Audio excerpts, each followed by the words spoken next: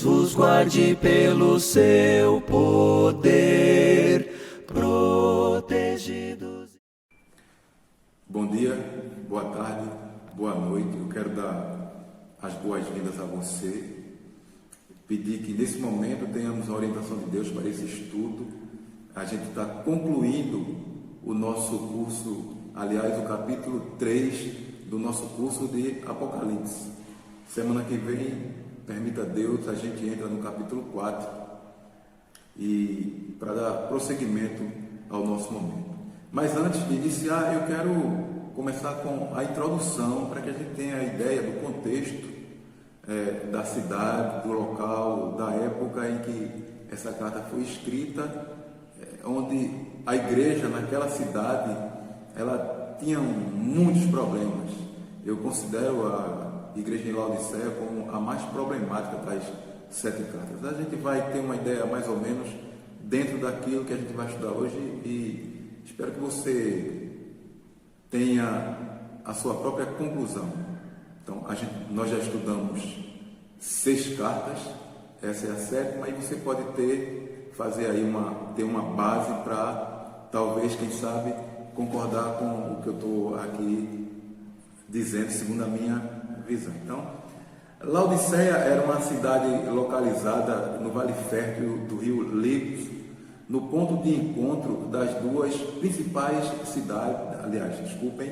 das duas principais estradas que cortavam a Ásia. Essa condição privilegiada, essa localização privilegiada, fez dela uma cidade riquíssima, dona de um comércio invejável pelas demais cidades à sua volta. Essa cidade ela foi destruída por um terremoto em mais ou menos 60 depois de Cristo. Isso ocorreu, portanto, antes do livro de Apocalipse ser escrito, ou das revelações do Senhor terem chegado a João. Laodiceia era também um importante e famoso centro de tratamento de doenças dos olhos. Eles tinham lá um centro de tratamento para problemas oftalmológicos. A cidade era rica, mas ela tinha sérios problemas de abastecimento de água potável. Então, a sua água ela vinha de longe, canalizada. Existe a suposição de que, devido à distância, a água que ela percorria para chegar até a cidade fazia com que essa água se tornasse morna. Então, tomou-se por isso o exemplo de morna, que é citado aqui, a gente vai ver mais abaixo, com relação à situação espiritual daquela igreja. Então, uma outra narrativa também é de que a água da cidade vinha por meio de aquedutos. Então, era uma tipos assim, canaletas sobre pilares, né? Então vinham abertas, essa água vinha por cima até chegar na cidade e, segundo dizem, né, essa água, por vir dessa forma, ela, diferente da primeira suposição, ela chegava morna à cidade, combinando também o fato da água ser de péssima qualidade, uma água de um sabor não muito agradável. Então, a igreja em Laodiceia provavelmente foi estabelecida enquanto Paulo estava em Éfeso. A gente pode ver aqui Atos 19:1. E sucedeu que, enquanto Apolo estava em Corinto, Paulo, tendo passado por todas as regiões superiores, chegou a Éfeso e, achando ali alguns discípulos, no versículo 8, e, entrando na sinagoga, falou ousadamente por espaço de 3 meses, disputando e persuadindo-os acerca do reino de Deus. Versículo 9, mas como alguns deles se endurecessem e não obedecessem, falando mal do caminho perante a multidão, retirou-se deles e separou os discípulos, disputando todos os dias na escola de um certo tirano. Então, tirano aqui é o nome do cidadão que tinha uma escola e lá os discípulos começaram a reunir-se, tá bom? Então, e durou isto por espaço de 2 anos, de tal maneira que todos os que habitavam na Ásia ouviam a palavra do Senhor Jesus, assim judeus como gregos. Eu citei aqui Atos, capítulo 19, versículos 1 e de 8 a 10. Você pode confirmar, tá bom? De qualquer modo, o apóstolo estava bem familiarizado com a igreja em Laodiceia. Então, a gente pode perceber aqui, quando ele escreve aos Colossenses, em sua carta à igreja em Colossos, no capítulo 4, versículos 15 e 16, saudai aos irmãos que estão em Laodiceia, e a Ninfa, e a igreja que está em sua casa. E, quando esta epístola ou carta tiver sido lida entre vós, fazei que também o seja na igreja dos laodicenses, e a que veio de Laodiceia, lede-a vós também. Nestas passagens dá para percebermos a importância, o apreço que Paulo tinha por aquela igreja em Laodiceia. No versículo 14, ao anjo da igreja em Laodiceia escreve estas coisas, diz o Amém, a testemunha fiel e verdadeira, o princípio da criação de Deus. Ao anjo seria o mensageiro da igreja. Diz o Amém, a testemunha fiel e verdadeira, para uma congregação que confiava em riquezas incertas. Jesus vai se identificar como sendo aquele em quem sempre se pode confiar. O Amém, a testemunha fiel e verdadeira. Jesus é aquele que via as coisas como elas realmente eram. Com relação àquela congregação, a sua avaliação ela seria certeira, seria confiável. Então ele ia, a gente tem até aquela passagem, né, lá em Hebreus, no capítulo 4, versículo 12, que diz que a palavra de Deus é mais afiada do que a espada de 2 gumes, que ela vai até o ponto para discernir os pensamentos, né? Então a gente tem a ideia exata do que Cristo ia expor. Então, se ele falou acerca dos problemas que aquela igreja enfrentava, aqueles problemas eram reais e eles deveriam corrigir e voltar a fazer, a agradar a Deus. O princípio da criação de Deus. Diante dessa igreja que se julgava tão importante, o Senhor está sendo apresentado em toda a sua força e autoridade. A expressão, o princípio de toda a criação de Deus, pode ser vista sob 2 interpretações. Se ele é o primeiro ser criado, se ele é a fonte de toda a criação. Então, ou ele é o primeiro ser criado, ou ele é a fonte de toda a criação. Agora, como vamos responder a essas 2 interrogações? A Bíblia vai responder. A Bíblia tem as respostas. Primeiro, começando com João, capítulo 1, versículo 1. No princípio era o Verbo, e o Verbo estava com Deus, e o Verbo era Deus. Apocalipse 1:18. E eu, o que vivo e fui morto, mas eis, aqui estou vivo para todo sempre. Amém. E tenho as chaves da morte e do inferno. Jesus é o primeiro e o último. Apocalipse 1:17. E eu, quando o vi, caí a seus pés como morto. E ele pôs sobre mim a sua destra, mão direita, dizendo-me, não temas, eu sou o primeiro e o último. Jesus é Deus conosco. Mateus capítulo 1, versículo 23. E eis que a virgem dará à luz a um filho, e será chamado Emanuel, que quer dizer Deus conosco. Jesus, ele é o verdadeiro Deus que se fez carne, João 1,14. E o Verbo se fez carne e habitou entre nós, cheio de graça e de verdade, e vimos a sua glória, glória como do unigênito do Pai. Jesus é o Eu Sou, João 8,24. Por isso vos disse que morrereis em vossos pecados, porque se não credes que eu sou, morrereis em vossos pecados. Versículo 58. Disse-lhe Jesus: em verdade vos digo, que antes que Abraão existisse, eu sou. Aqui, eu quero explicar um pouco esse ponto. Aqui os judeus, que estavam sempre interrogando Jesus, eles vão fazer um comparativo diante da afirmação que Jesus afirma e a idade de Jesus. Então eles dizem: olha, Abraão, você não tem nem 50 anos e diz que viu Abraão.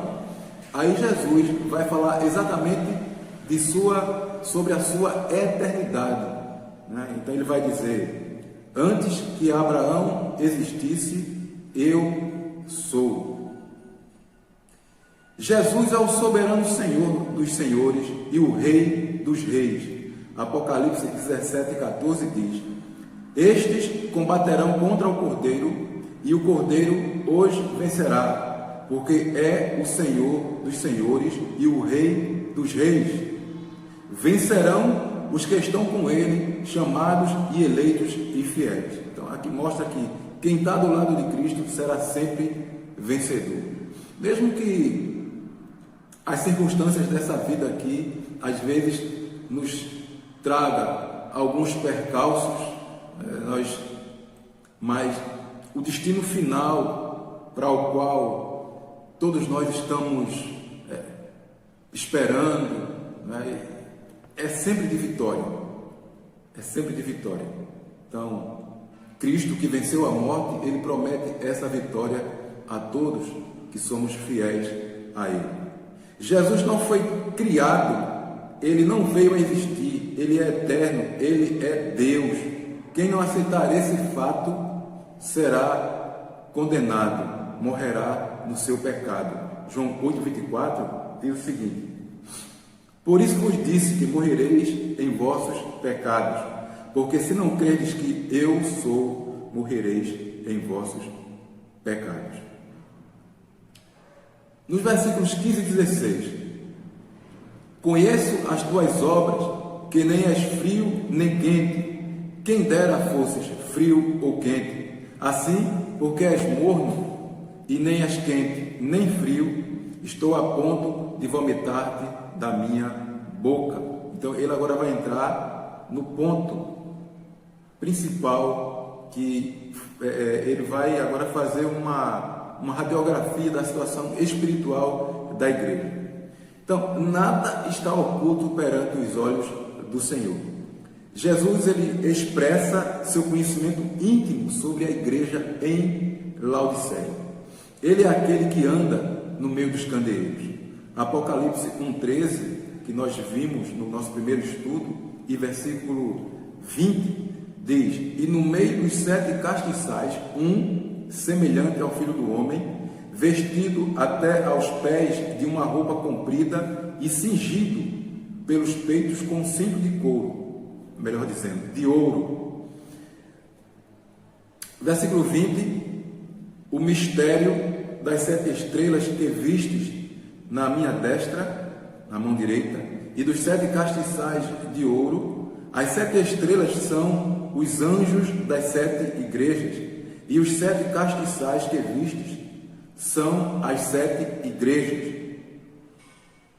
Apocalipse 2:1 diz: escreve ao anjo da igreja de Éfeso, isto diz aquele que tem à sua destra, mão direita, as 7 estrelas, que anda no meio dos 7 castiçais de ouro. Então, essas passagens aqui, elas mostram muito bem o trabalho de Jesus entre as igrejas. O o seu conhecimento na intimidade das igrejas. Então, a avaliação que Jesus faz a respeito dos cristãos em Laodiceia é que eles não eram nem quentes e nem frios, mas mornos, um estado que o fazia querer vomitar. Então, ele disse que preferia que eles fossem frios, ou seja, totalmente indiferentes, ou quentes, quer dizer totalmente envolvidos, ao invés de mornos. Então, eles haveriam de decidir, eles teriam que voltar a ser ativos em prol da missão a qual o Senhor encarregara aquela igreja, como encarrega a qualquer uma que professa o nome de Jesus. Agora, tem que ser da forma que Jesus quer que seja, e não como qualquer um acha que pode idealizar uma coisa, talvez tentando ajudar a divulgar a mensagem, mas se for de uma forma que não é compatível com os desejos do Senhor para a sua igreja, está errado. Então, o Senhor tem um desejo para cada igreja, e especificamente para a igreja aqui em Laodiceia, a gente percebe, através de tudo aquilo que vai ser dito, que eles tinham uma autoconfiança na sua riqueza, na sua religiosidade, que havia, por isso, se distanciado da verdade de Deus. No versículo 17 diz assim: pois dizes, estou rico e abastado, e não preciso de coisa alguma, e nem sabes que tu és infeliz, sim, miserável, pobre, cego e nu. Então, estou rico e abastado, e não preciso de coisa alguma. A verdade faz com que toda a sabedoria ou soberba religiosa, ela seja reduzida a nada. Então, qualquer um que quer ser algo, como está acontecendo aqui na igreja em Laodiceia, torna-se um nada diante da proposta de Deus para a divulgação do seu evangelho, para que esse evangelho ele seja vivido. Então, a verdade fará com que toda a sabedoria religiosa ela seja reduzida a nada, numa situação como essa que estava sendo vivida pela igreja em Laodiceia. 1 Coríntios fala algo a respeito. 1 Coríntios 11, 28 e 29. Examine-se, pois, o homem a si mesmo, e assim coma deste pão e beba deste cálice, porque o que come e bebe indignamente, come e bebe para a sua própria condenação, não discernindo o corpo. E qual era o contexto aqui? O capítulo 11 de 1 Coríntios, ele vai tratar da celebração da ceia. Então, da ceia naquela igreja. Então, era uma ceia que realmente eram verdadeiras refeições.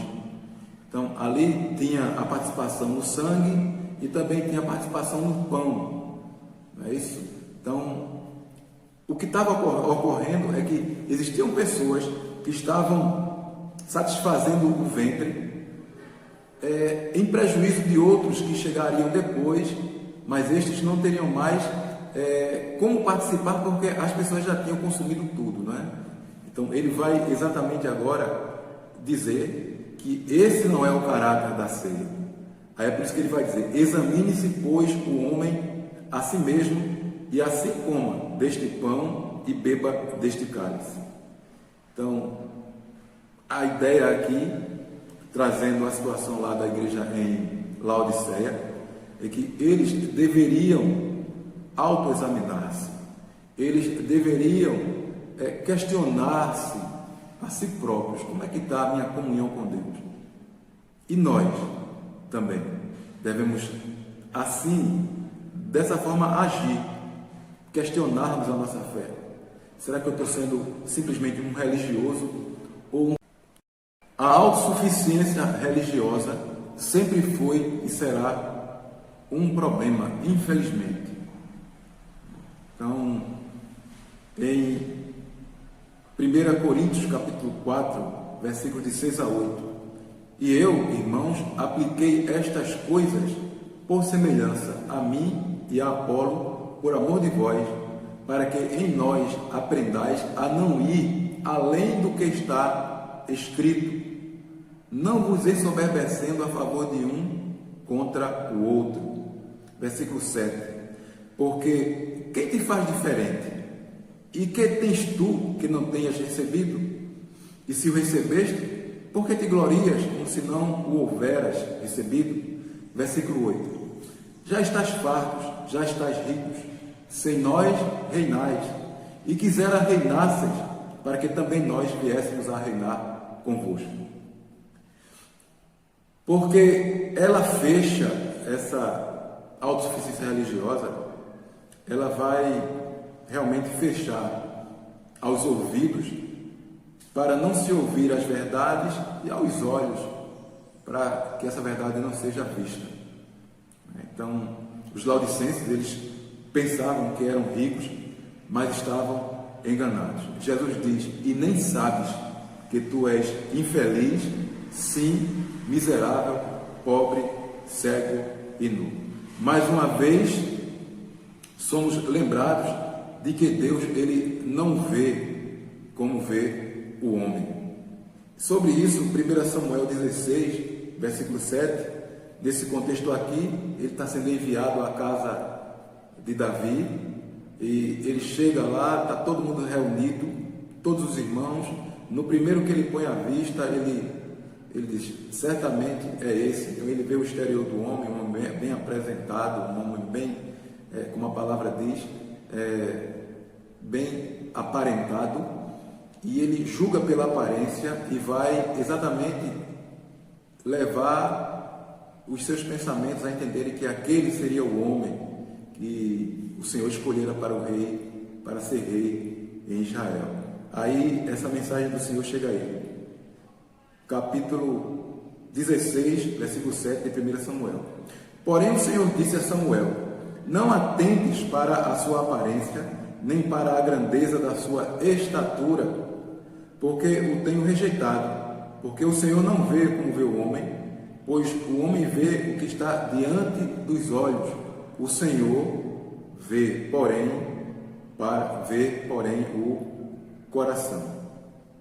Então, o Senhor diz para ele: olha, não é bem assim. Você está vendo a aparência. Esse eu rejeitei, ele não vai ser o rei de Israel. Tá bom?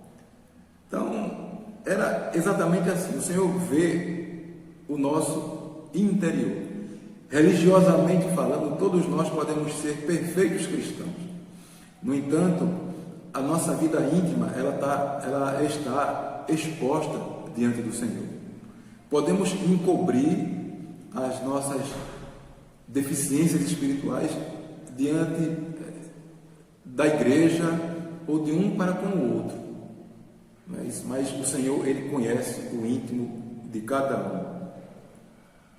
A igreja em Laodiceia, ela enganou-se a si mesma, ela se autossugestionou. Então, ela pensando que estaria feliz, perfeita e aprovada por Deus, mas na verdade, és infeliz, sim, miserável, pobre, cego e nu. Muitas vezes pensamos que a nossa condição espiritual está atrelada exatamente ao momento em que estamos vivendo. Então, se eu estou bem, não tenho nenhum problema e que está tudo às mil maravilhas, o Senhor está me abençoando. E realmente, mas isso não impede que tenhamos algo a corrigir na nossa devoção a Deus, na nossa fidelidade a Ele. As coisas, elas acontecem como um ciclo normal da vida. No entanto, a nossa vida espiritual, ela está paralela a essas coisas. Então, logicamente, se a minha vida de descrença no Senhor me leva a afastar-me do caminho, isso vai refletir também na minha vida, no meu cotidiano.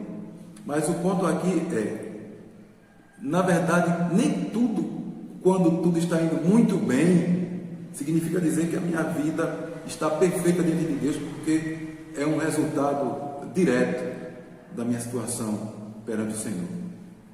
Então, a igreja aqui tinha tudo. Era uma igreja forte na visão dela, era uma igreja feliz, era uma igreja rica. No entanto, o Senhor, o diagnóstico é que eles eram infelizes, miseráveis, cegos e nus. Esse tipo de ignorância, ele é pecaminoso, pois não querem saber, os laodicenses não preocupavam-se em querer saber se estavam bem com o Senhor, não querem ouvir, eles não buscavam na palavra a condição espiritual deles e nem querem ver, eles não querem ver, eles não queriam se aperceber, eles não queriam enxergar-se a si mesmos como pessoas que careciam aproximar-se do Senhor. Agora, isso não muda o fato de serem miseráveis e pobres aos olhos de Deus. Mesmo eles tendo tudo, mesmo eles aparentemente estarem de bem com o Senhor. Isso mostra uma grave cegueira espiritual naquela igreja.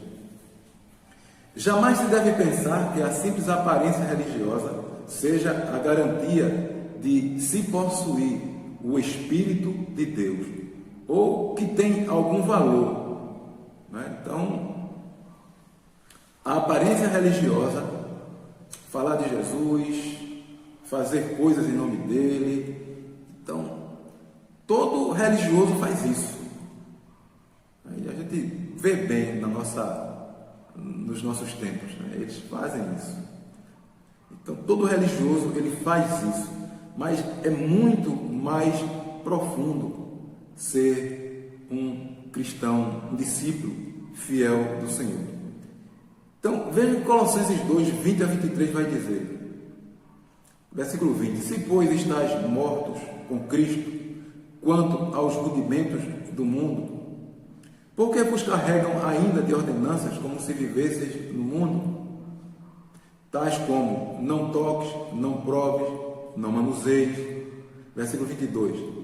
As quais coisas todas parecem pelo uso, segundo os preceitos e doutrinas dos homens. Perecem, melhor dizendo. As quais coisas todas perecem. Elas chegam um tempo que termina, que acaba, pelo uso, segundo os preceitos e doutrinas dos homens, as quais têm, na verdade, alguma aparência de sabedoria em devoção voluntária, humildade e em disciplina do corpo, mas não são de valor algum, senão para a satisfação da carne. Então, essa passagem quer dizer que tudo aquilo que fazemos baseados em uma motivação para controlar o corpo, baseados em uma condição de vamos cumprir regras para fazer melhor a vontade do Senhor. Ele vai dizer aqui, estas coisas na verdade têm alguma aparência de sabedoria. Então, em devoção voluntária, humildade, em disciplina do corpo. Então você pode realmente ser voluntarioso, né, na sua devoção, ser uma pessoa muito humilde e ter uma disciplina rigorosa com o corpo, né, amoldando o seu corpo a uma rígida disciplina. Então, nada disso tem valor, a não ser para a satisfação da carne, ou seja, mostrar às pessoas que você é uma pessoa que de fato faz a vontade de Deus. E ele está dizendo, olha, essas coisas não têm valor. Agora, por quê? A partir do momento em que o indivíduo ele se converte a Cristo e ele recebe em sua vida o Espírito Santo de Deus, a comunhão dele com o Pai, por si só, já vai dar a ele uma espécie de disciplina de como ele deve se manter nessa vida, como ele deve agir, reagir, como ele deve proceder em todos os seus sentidos. Logicamente que vão acontecer tropeços, alguns percalços na vida que você vai fazer com que... É aquela velha figura, né, da crucificação com Cristo. Então, se a pessoa ela se crucifica, ela morre para o mundo, na verdade, ela vivendo para Deus, ela vai saber como se conduzir nessa vida para agradar a Deus e não as pessoas que estão à sua volta, demonstrando com isso que você é um religioso de fato. Então, a religião faz isso. A religião, ela cega as pessoas. Elas tiram a pessoa de uma condição de total obediência a Deus para uma vida que quer expressar diante dos demais que estão à sua volta essa religiosidade. Então, e com isso trazer para si dividendos, elogios. Ele vai dizer aqui, as quais têm na verdade alguma aparência de sabedoria e devoção voluntária, humildade e indisciplina do corpo, mas não são de valor algum senão para a satisfação da carne. Fulano, ele é muito religioso, está ali, está vendo? Ele dá esmola, está vendo? Ele faz jejum, ele faz isso. Podemos fazer tudo isso, dar esmola, fazer jejuns em completa obediência a Deus, não com a finalidade de ser visto. Lembra da oração do fariseu e do publicano? Ali é um exemplo que o mestre nos deixa e que é muito claro a esse respeito. Então, toda a igreja e todo cristão do tipo Laodiceia tem urgência em ouvir os conselhos divinos para que possa alcançar a felicidade ao lado de Deus. A cidade de Laodiceia, ela sofre com um grande terremoto em 60 depois de Cristo. E para se ter uma ideia da riqueza dessa cidade, em aulas passadas nós vimos que tanto Sardes quanto Filadélfia, elas sofreram terremotos e foram socorridas financeiramente por Roma, pelo imperador. No caso aqui de Laodiceia, ela sofre também o mesmo terremoto. E o interessante é que ela não recebe ajuda, ela mesma se reedifica com os seus próprios recursos. Então, a gente tem uma ideia do poder econômico que essa cidade tinha na época. Parece que a igreja em Laodiceia, ela sentia a mesma atitude de autossuficiência, que era algo e é muito perigoso para um rebanho de ovelhas que precisa ser dependente do seu pastor, que precisa seguir obedientemente ao seu pastor. Numa cidade conhecida por sua especialidade em tratamento de olhos, a igreja tornou-se o quê? Cega, e não procurou o tratamento do grande médico Jesus. Estavam incapacitados de enxergar seu estado espiritual e a verdadeira natureza do cristianismo. Numa cidade que produzia roupas de lã caríssimas, a igreja andava nua, sem vestimenta, sem a vestimenta da justiça oferecida pelo seu Senhor. Sobre isso, Colossenses capítulo 3, versículo 9, nos convida a nos despirmos e nos revestirmos da vestimenta que vem da parte de Deus. Veja, não mintais uns aos outros, pois que já vos despistes do velho homem com os seus feitos. Versículo 10. E vos vestistes do novo, que se renova para o conhecimento que se renova para o conhecimento, segundo a imagem que o criou. Versículo 18. Aconselho-te que de mim compres ouro refinado pelo fogo, para te enriqueceres, vestiduras brancas para te vestires, a fim de que não seja manifesta a vergonha da tua nudez, e colírio para ungires os olhos, a fim de que vejas. Aconselho-te. Não houve da parte de Jesus qualquer elogio para a igreja em Laodiceia. No entanto, o Senhor oferece conselho para conduzir a igreja de volta à convivência com Ele. Compre de mim ouro refinado. A riqueza verdadeira, ela é espiritual. Ela vem exclusivamente da parte de Deus. Ele oferece o ouro puro, refinado, e não a riqueza passageira, transitória, na qual a igreja estava inserida naquela comunidade rica, numa cidade abastada.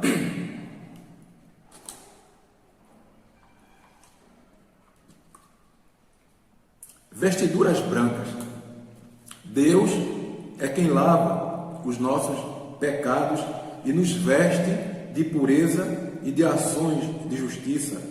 Apocalipse capítulo 3, versículo 4. Mas também tens em Sardes algumas poucas pessoas que não contaminaram suas vestes e comigo andarão de branco, porquanto são dignas disso. Versículos 19 e 18. E foi-lhe dado que se vestisse de linho fino, puro e resplandecente, porque o linho fino são as justiças dos santos.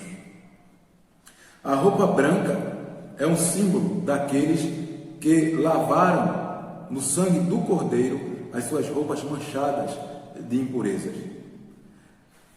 Impurezas estas dos mais diversos tipos. Então, estes serão beneficiados pela misericórdia de Deus. Em 7,14, Apocalipse 7,14, e eu disse-lhe, Senhor, tu sabes. E ele disse-me, estes são os que vieram da grande tribulação e lavaram as suas vestes e as branquearam no sangue do Cordeiro. Então, os de Laodiceia deveriam se humilhar diante do Senhor e saber que são incapazes de ganhar o céu por si próprios.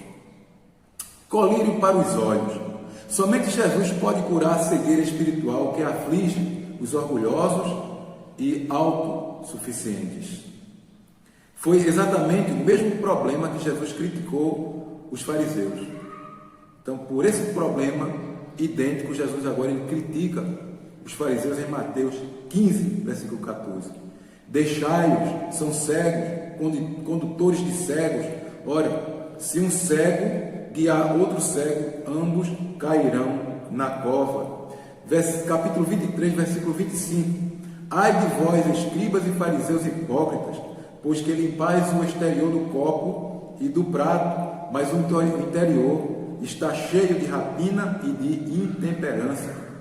23, 26 de Mateus. Fariseu cego, limpa primeiro o interior do copo e do prato, para que também o exterior fique limpo. E o mesmo problema de qualquer um ou de qualquer congregação que esquece a importância do sacrifício de Jesus e começa a confiar em si mesmo, em suas próprias forças. Sobre isso, 2 Pedro, capítulo 1, versículo 9. Pois aquele em quem não há estas coisas é cego, nada vendo ao longe, havendo se esquecido da purificação dos seus antigos pecados. Versículo 19. Eu repreendo e disciplino a quantos amo, sê pois zeloso e arrepende-te. Eu repreendo e disciplino a quantos amo. O Salvador, mesmo decepcionado com o comportamento da igreja em Laodiceia, ele vai fazer aqui um último apelo, motivado pelo amor e por sua misericórdia, para com uma igreja, desejando que ela volte ao caminho certo. Sê, pois, zeloso e arrepende-te. A advertência de Jesus aos cristãos em Laodiceia, ela vem acompanhada de um cuidado para que voltem à realidade de Deus e assim possam ver a mentira da vida religiosa que levavam. Para isso seria necessário que examinassem suas vidas na palavra de Deus. E aí, arrependendo-se, eles voltariam a ter a comunhão com o Senhor. Eis que estou à porta e bato. Se alguém ouvir a minha voz e abrir a porta, entrarei em sua casa e cearei com ele e ele comigo. Eis que estou à porta e bato, se alguém ouvir a minha voz e abrir a porta. Então, na antiguidade, existiam duas maneiras de se adentrar a uma casa, né? Então, a pessoa chegava, batia ou chamava. Mas aqui, ele diz, eis que estou à porta e bato. Se alguém ouvir a minha voz e abrir a porta, então ele batia e ao mesmo tempo chamava. É aquela imagem de alguém que chega com urgência na sua porta, bate e ao mesmo tempo chama, né? Então, neste caso, o Senhor aqui, ele usa as duas maneiras, né? Indicando a importância e urgência de sua missão.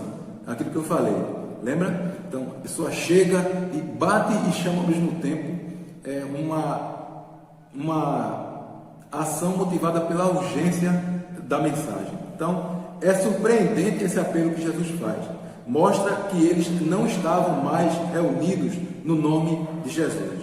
Mateus 18:20 diz, porque onde estiverem 2 ou 3 reunidos em meu nome, ali estou no meio deles. Então, eles haviam perdido a comunhão.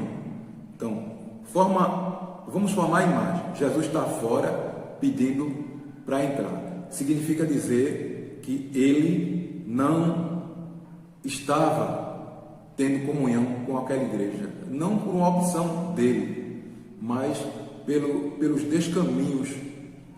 A igreja se desencaminhou e afastou-se da presença.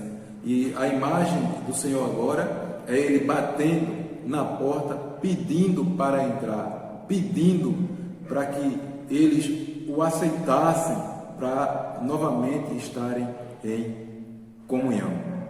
Então, sobre isso, João 14:23 diz o seguinte: Jesus respondeu e disse-lhes: se alguém me ama, guardará a minha palavra, e meu Pai o amará, e viremos para ele, e faremos nele morada. Entrarei em sua casa e cearei com ele e ele comigo. Aqui é a típica imagem que representa a comunhão.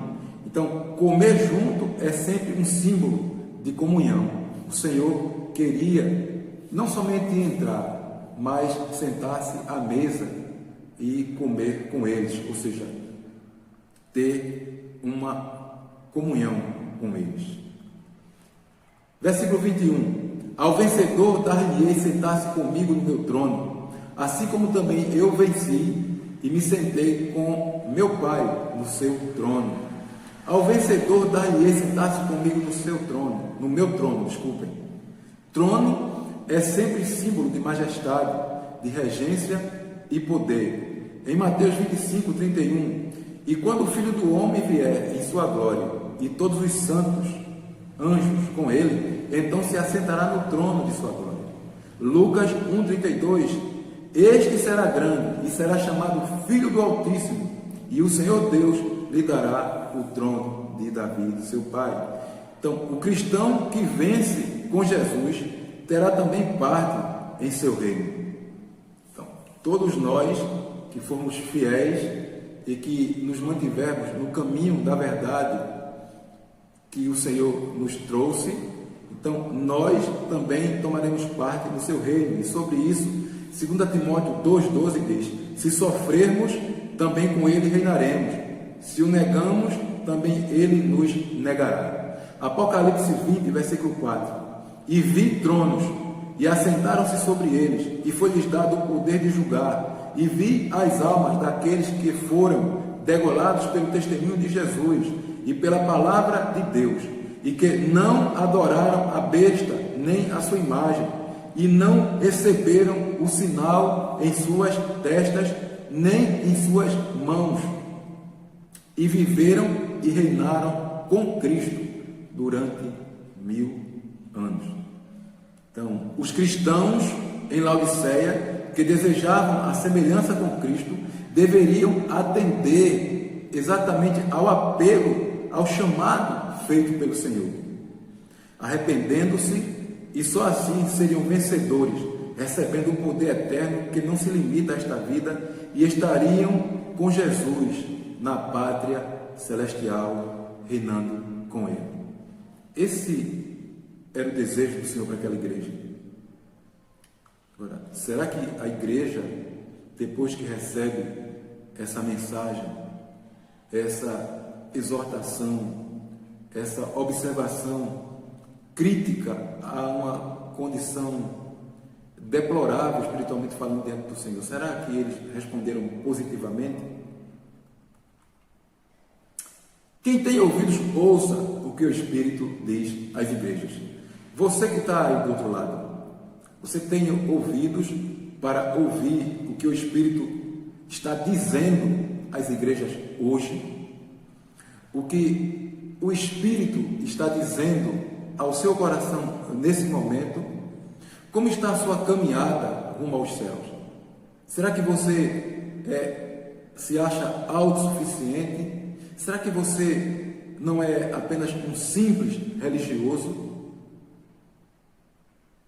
Agora, a mensagem que o Senhor dá a todos nós, olhando para outra situação diferente do que a igreja, para o outro lado. Então, uma igreja autossuficiente, uma igreja decadente espiritualmente, e o Senhor implorando para que ela pudesse aceitá-lo, batendo, querendo entrar para cear com Ele. Então, e quando o Filho do Homem vier em sua glória e todos os santos anjos com Ele, então se sentará no trono da sua glória. Para todos os que são fiéis, para todos aqueles que guardam as palavras do Senhor, essa é a promessa, e ela haverá de se cumprir. Quem tem ouvidos, ouça o que o Espírito diz às igrejas. Quem tem ouvidos, ouça a mensagem de salvação, a mensagem de amor e misericórdia que o Senhor direciona a cada coração. Que Deus nos abençoe. E aqui a gente encerra o capítulo 3 de Apocalipse, deixando aqui um convite para que juntos possamos, semana que vem, queira Deus, assim Ele permita, podemos começar com o capítulo 4, tá bom? Então tenham todos um bom dia, uma boa tarde, uma boa noite, e que Deus nos ilumine e nos faça cada vez mais obedientes à sua palavra. Tchau, até logo, foi um prazer.